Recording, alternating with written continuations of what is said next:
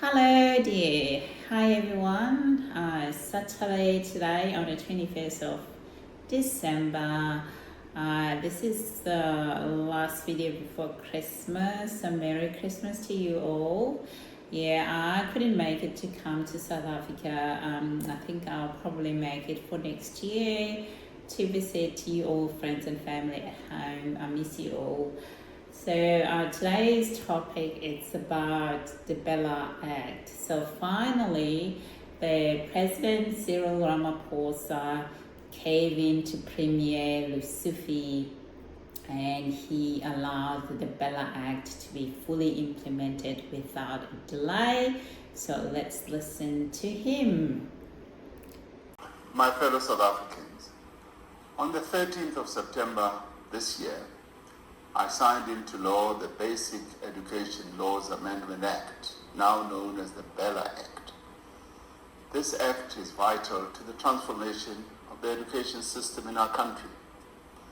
The act is an important part of ongoing efforts to build an education system that is more effective and more equitable in line with the precepts of our Constitution. The BELA Act continues the work that has been done over the last 30 years to ensure that all children have an equal access to quality education from their early years and throughout their schooling. As a democratic country committed to building a new society, we have stated unequivocally that all children must get an education that prepares them to succeed in life, no matter what the circumstances of their birth might be, no matter where they live, no matter what language they speak. In implementing this BELA Act, we are ultimately guided by the Constitution of South Africa. The Bill of Rights guarantees the right of every person to equality. It also guarantees the right of every person to receive the basic education. Importantly, the Constitution says that every person has the right to receive education in the official language or languages of their choice where reasonably practicable. This is a right that applies equally to an English speaker as it does to a Zulu speaker. It also applies equally to someone who speaks Afrikaans as it does to someone who speaks Xitsonga, Sesotho, Sepedi, isiXhosa, Setswana, Luvenda, isiNdebele, or isiSwati. And now, it also applies equally to someone who uses the South African Sign Language. The Basic Education Laws Amendment Act enacts measures that strengthen the ability of our schools to give effect to these constitutional rights. In the application of this law, we must ensure that no language is diminished. Rather, we must work to ensure that all official languages are valued and promoted. At the time that I assented to the BELA bill, I noted that a number of parties to the Government of National Unity and other key role players in our country had expressed their wish to further engage each other on sections of the bill that deal with issues of admission and language. I said that whilst I had assented to the bill, in the spirit of cooperation and meaningful engagement, I would delay the implementation date of the BELA Act in totality by 3 months. This would give the parties time to deliberate on these issues and make proposals on how the divergent views they hold might be accommodated. I also said, should the parties not agree on any approach at the end of the 3-month period, I would then direct the Minister and the Department to proceed with the implementation of the Act. Over the last 3 months, discussions have been held with a view of reaching consensus on these outstanding clauses of the BELA Act. Various formations outside of government have also made representations, both for and against the relevant sections. Last week, I received a report from the Government of National Unity Clearinghouse Mechanism.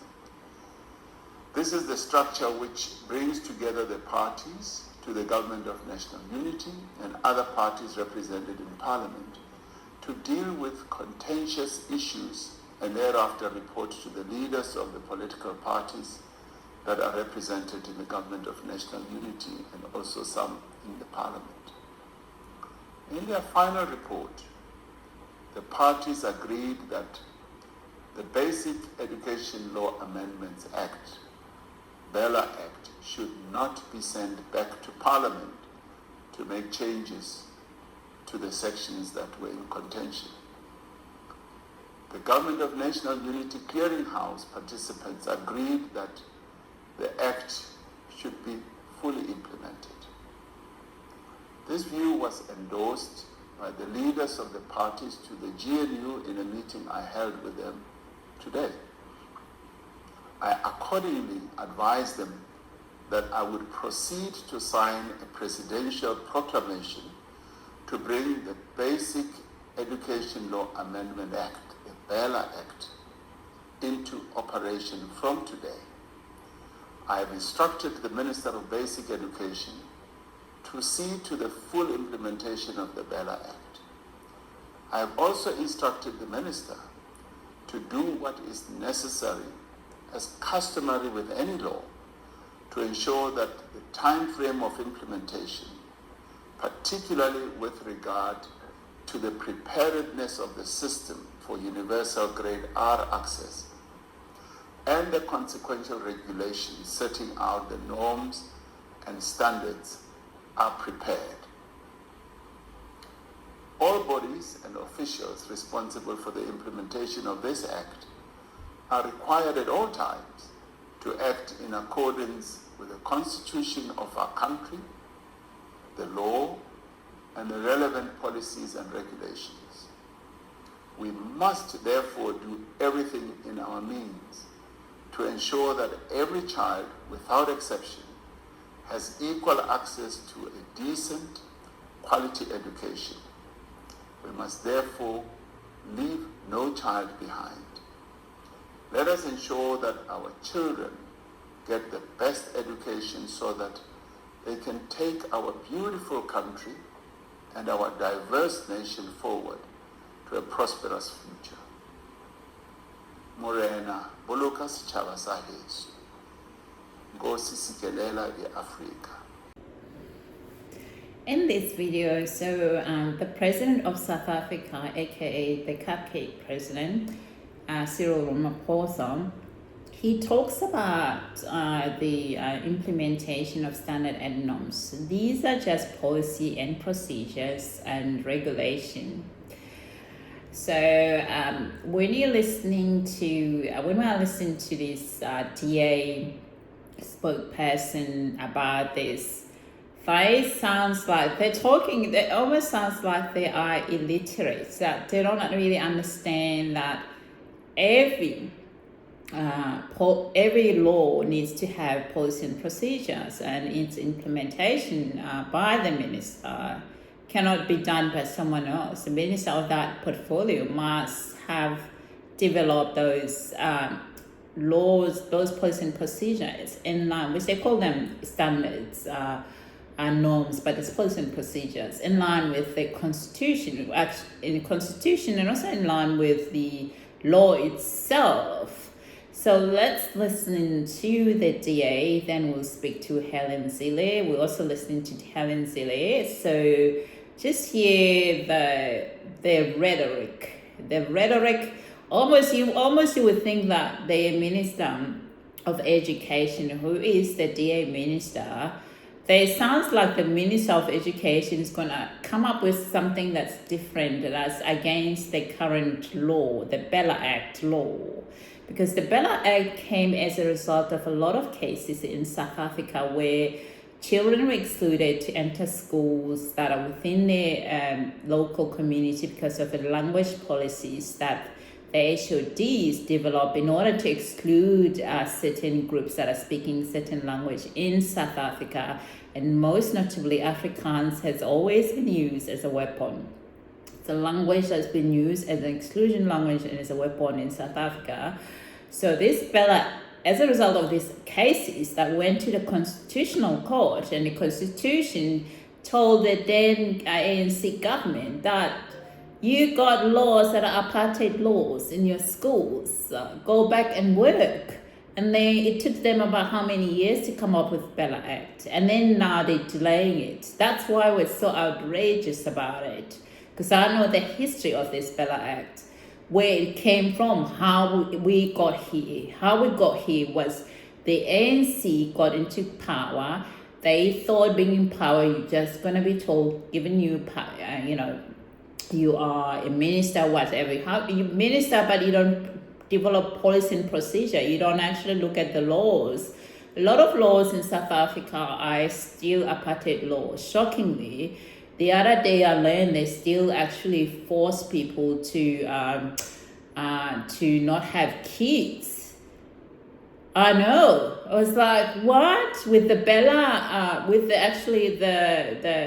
the constitution that we have currently, following the end of apartheid, the Bill of Rights, Constitution, how can you have that? You see, because people are given this portfolio, they don't review the policy and procedure, they don't review that, no, we can't have this. Is this in line with the current constitution? Because that's what you do when you are given that responsibility to run the country, is to look at these laws, because those laws we know that were exclusionary laws.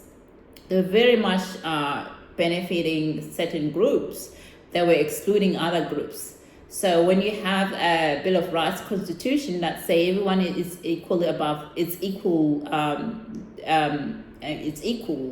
in the eyes of the laws, that any language is equal. So you can't have certain language being used to exclude certain people. You can't. You need to have all languages available, translation and all of that.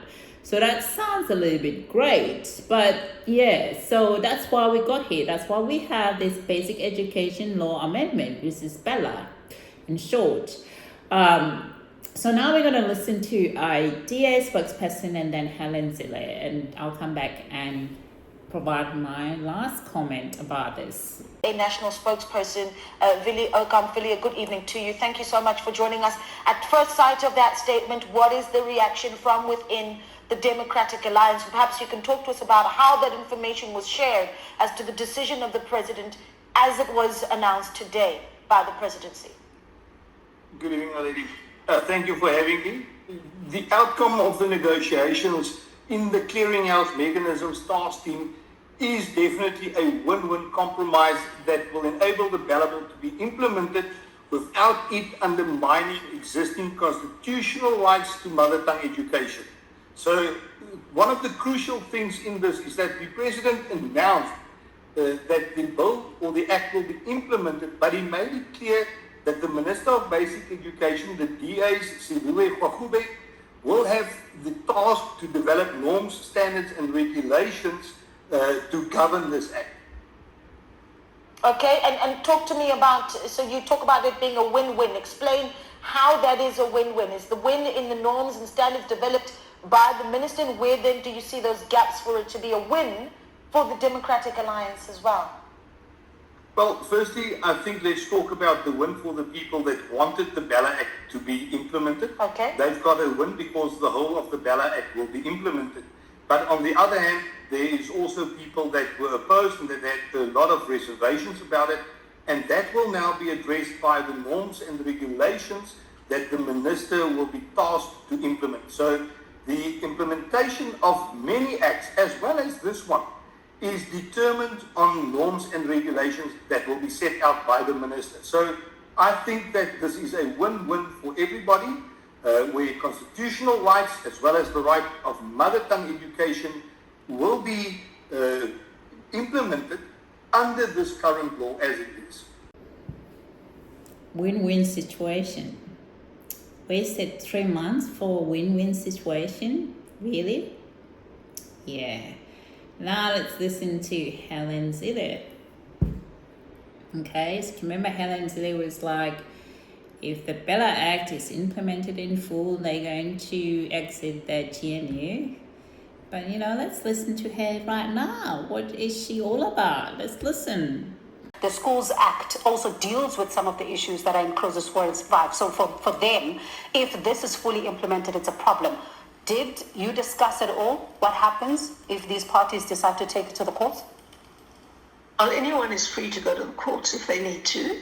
That is open to any citizen. And of course, they need to go and we'll see what the courts say. So when then you look at this particular issue, with all these issues that are still hanging, for example, we're speaking to Naptosa, they were raising concerns about grade R, saying that even next year, things may not be ready when it comes to the schooling system to take all the children into grade R to ensure that all of them are there universally. And then there's this issue of norms and standards that now still needs to be dealt with. It could take up to 18 months, as you say. So what does it all mean then for this particular act that has been signed into law, and yet people will expect that it kicks in almost immediately? Well, the president has made it clear that it's very difficult, in fact impossible, to kick in act immediately, even though there aren't the necessary frameworks to do so. Now, grade R is a very good example, because if every single child who is required to be in grade R rocks up to grade R next year, the system won't be ready to accommodate them. So it's very important for the minister to say, okay, the whole of BELA is going to be implemented now. We need to put everything in place to make it possible for it to be. And that is what she has to spend the next year, 2 years doing. So Helen, if I may ask, did you do this as a concession? Or did the DA really decide that in that party's meeting and the clearinghouse and all of that, that it's okay to go ahead with this implementation? Because I remember there were some strong words. At some point you were saying they cannot govern without us. This we're taking seriously. We had a very firm view on the BELA Act in the lead up to the elections. So was it a concession on your part, or did you fully back this? Well, if you look at the NEDLAC agreement, it's almost exactly the same as the NEDLAC agreement. It says BELA goes ahead, but there've got to be norms and standards and regulations. That's what this says. So it's nothing fundamentally different from that. And when you're in a coalition, there's give and take on both sides. You can't get everything you want. Obviously, otherwise we would have gone back to the South African Schools Act, clause 5 and 6. We didn't do that. But even NEDLAC agreed that the whole of BELA would be implemented, but there would be norms, standards and regulations before certain sections, and you've mentioned grade R, before those sections can be implemented. So it was a concession? Of course, everybody gives concessions. I mean, SATU would have liked, nothing to stand in their way. That's the whole point about coalitions. You can't get everything you want, but you've got to get some things you want. And if you look at this negotiation and this debate, we've got some things we wanted and we haven't got other things we wanted. Ditto with the ANC. So what do you say then to those who are backing supporters of the Democratic Alliance who are hoping that you're going to get everything you want, and they think that all this tough talk was nothing but a futile exercise? Well, we did get it. I mean, the point is that Saviwe Wachube, the Minister of Basic Education, will draw up the norms, standards, and regulations that will govern the contested clauses of BELA and the ones that can't be implemented next year. That we won. And that is very important. And it is what was won in NEDLAC. And it's exactly the same almost and as are you, the outcome of the NEDLAC process. And have your concerns about the HODs been put at rest? When it comes, been put to rest rather, when it comes to the provinces and the power that you were concerned they're going to have? Well, of course, we'll see what happens when the norm, standards and regulations are out. All right, Helen, let's chat then soon and see if the norms and standards process is going ahead as planned, and also if indeed it's on track. As you say, some concessions were made, some agreements were made, but now the norms and standards process is still a conversation in 2024, and it becomes critical to the implementation of the BELA Act. Thank you so much for your time. That was Helen Zille, Federal Chairperson of the Democratic Alliance. So now that we've listened to Helen Zille, we're going to listen to an MK Party interview. Given the MK Party is an official opposition, but I feel like the Power B, meaning the mainstream media in South Africa, have sort of treated them as the outcast. But they have to be careful about this, because South Africans don't like when people Power B tell them what to do. They like to determine their own course of action. So if you're seen as influencing the decision of other people, people may as well vote for that party in order to spite you. So just be careful about what they're trying to do here, because MK Party is elected by millions of South Africans, so they are the official opposition to a GNU, and then the other, also the Action SA. MK Party came from the ANC, run by Jacob Zuma, the former president of the ANC, the former president of South Africa. That is his party. After he was ousted from ANC, he started MKP, which is MK Party, Umkhonto weSizwe Party. So the spokesperson is going to speak and giving his comment about the implementation of the BELA Act. Most South Africans, I don't understand, but most South Africans' views are centre-right. So I don't understand why we ended up with all this lefty crap. You know, if I listen to a lot of South Africans, their view are very centre-right. And it could mean because of the lack of credible opposition, just like the DA now is the second biggest opposition. I mean, it's the first biggest opposition, followed by MKP and other party. They're about 20-something percentage. The DA is 22-25% roughly. It's been like that for a while. And then MKP party is just a year old, but it's the second opposition. So that tells you a little bit more about the efficiency of DA as an opposition. It's hopeless. One of the things was this BELA Act. It's hopeless.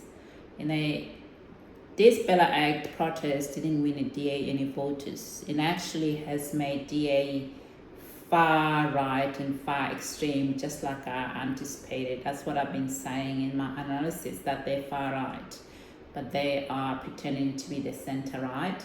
But the policy don't make sense. So I don't think the protest for BELA Act has actually won them more votes. And actually, I predict they've lost more votes, 1,000 if not millions of votes. But the current local government is actually telling us another story about the status of South African political landscape, how things are going to play out. Majority of South Africans' views are centre-right. Majority of South Africans wants to see a stronger national security policy, no illegal migration into South Africa. Majority of South Africans want to see entrepreneur and promotion of businesses and independency. They want to go away with these policies of lefty policies of affirmative action, the BE, all of that. They're not really that. We know that they've been used as a way to loot the states, because they haven't actually brought about things that are actually positive for South Africa. And I did tell you that I will be doing a video of really looking at the landscape of South Africa, how things are in South Africa right now in terms of since the end of apartheid. What are we looking at? Where the problem is with the ANC, and it's huge. So that's why they're sitting at 40% anyway. So now let's listen at MKP spokesperson who's going to give us the final comment about this video.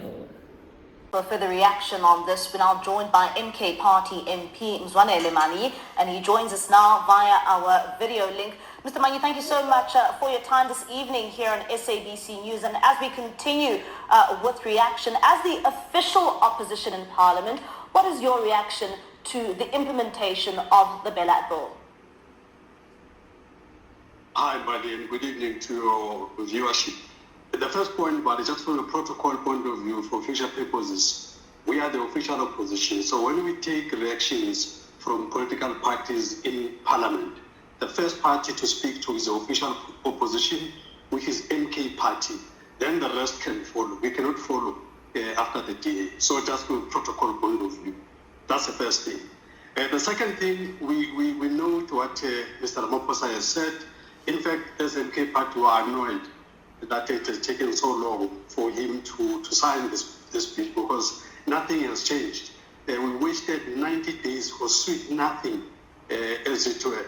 So I'm actually annoyed because we think that even this the implementation next year might have some hurdles here and there purely because of the delay in signing this law. There should have been no delay at all with this law because this law had gone through all the parliamentary processes properly. There were no constitutional issues. There were no procedural issues. There was just racism from the DA and the AfriForum. So Mr. Ramaphosa has wasted a huge 3 months just nursing the racism of AfriForum and DA. So I'm annoyed by that.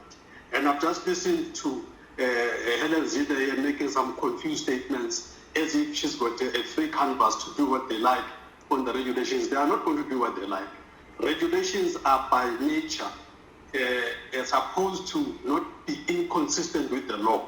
The law says the what, the regulation says the how. So the how cannot be a law on its own. The how cannot defy the what. So we're looking at it and we just think that it's just a face-saving statement because they've lost a battle with the ANC. And we thank Panyaza, in fact, for holding firm on this position because indeed what has happened here, Panyaza has won in this debacle. And we congratulate Panyaza for making sure that there's no racism in this country. So we're very happy for us as MK Party that the BELA bill will eventually be implemented, but as I say, we lament the delay. Yeah, and of course, Mr. Manyi, the reason why we have the DA there, because you would know that they are a part of the GNU, as a partner of the GNU, and they were the ones also contesting the issues around the BELA Act. And when it comes to the issues that they had raised prior to the signing of this implementation of the BELA Act, Mr. Manyi, what do you think then brought the DA finally to agree to the issues that they had raised earlier, but now it seems as if they were able to find each other? No, they have not found each other at all. All what has happened is that Mr. Ramaphosa would have seen that the tide is just too high. The price is just too much to pay. So he could not sell out more than he has already sold out. So he had no chance. He just had to agree. Otherwise, even the ANC would have had a serious problem with him. There's absolutely nothing. I mean, nothing is moved in this thing. It's the DA that has actually just tucked its tail in between his legs and just moved on. And now they're trying to say, no, we'll do the regulations. There's nothing that they will do in the regulations that is not anticipated in the law. It's exactly what's going to happen. The head of department will make the final decision. The racist AGBs, SGBs are not going to continue their racism of making sure that our children don't attend these schools with some stupid radius arrangement where they use apartheid spatial development to exclude our children. So that's not going to happen anymore. And this whole thing about exclusivity of African schools and all of that it's ending in 2025. Even if the regulations are not there, the law will be implemented. As long as the implementation is in line with the Act, nothing is going to stop the implementation of the BELA Act as it stands. So this the whole notion of 18 months that she's talking about. She thinks it's going to delay the implementation. I can tell you this for nothing, that she's wasting time. That law will be implemented as is. Children will mix at school. The racism of the fossils in the DA will have to stay at museum or anywhere or somewhere else. Let the children mix. Let the children enjoy each other. Let the children have fun. That's what's going to happen. Yeah. And Mr. Banyu, when you look at the DA's statement, I mean, it says here that the president's announcement that the BELA Act be implemented in full was accepted by all parties involved, and of course on the condition that the DA minister, Sivwe Gwahube, issues norms and standards and regulations to govern the implementation of the contested sections of the Act. Do you think that, when it comes to these norms and standards, that the minister will be given free rein here, or this has to coincide with the actual Act?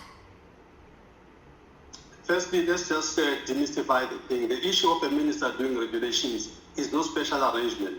So there's no win there. It's just a normal procedure. They should know this, having been in government for this long. Ministers usually do this unless the law itself prescribes that regulations must be done by Parliament. But generally, regulations are done by ministers in any event. So there's no win there. It's just the normal that has happened. And there is no free rein that's going to happen. As I say, one of the reasons, for instance, with the Triple PFA, where the regulations that the late Pravin Gordhan tried to do all kinds of interesting things, and then the court came and said these regulations are not consistent with the law, the 2017 regulations on Triple PFA, and therefore they were declared null and void. It's exactly the same process is going to apply here. Warube is not going to come here with any creativity, with any norms that do not fit the law. They are just going to have to look at the law and apply the letter and spirit of the law. There is no room to maneuver. The regulations are not, it's like the law is like at the high school. The regulations is probably like primary. So there's no way that the primary school can overrule a high school. That's really the pecking order of how these things work. So the notion that around the norms and the standards, they're going to do something to claw back what they have lost, it's not going to happen. We will be there to make sure that it doesn't happen, and it won't happen. We'll take it to court.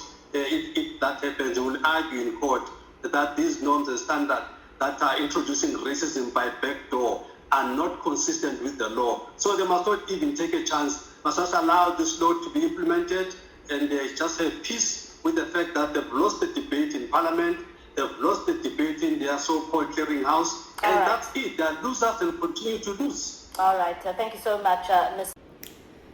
So thank you guys for listening. So give us your comment below. What do you think about this segment? Especially if you're South Africans.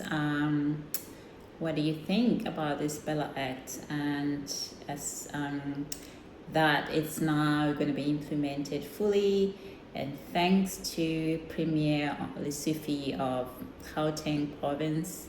He's the one who pulled all the strings, and that's why I've been seeing a lot of negative videos from the DA around targeting him leading up to this signing of fully implementation of this BELA Act, sort of so that they actually recognize that Premier Lesufi is really respected in the ANC caucus, that anything that he says, he likes to have full support. And even though the president is there, I mean, like I said, he's a cupcake and weak president. You don't do that. If you are president, you tell the people to piss off. This is the law. It's gone through the House, lower and upper house, and it must be implemented without a delay. So he wasted about 3 months for this. So Premier Lesufi wasn't having this at all.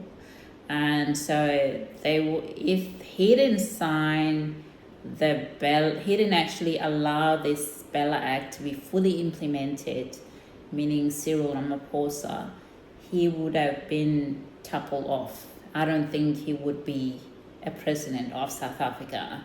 And so Lesufi, he's been targeted by T and other far-right nationals in South Africa because of his views, and very strong about certain issues and really influencing the cupcake president that they thought they can control. So Ramaphosa is controlled by capitalists, and he's not a president of South Africa. He's actually this government, we should call it a Ramaphosa's government, not actually an ANC government. There is an ANC there, but it's non-existent at this point.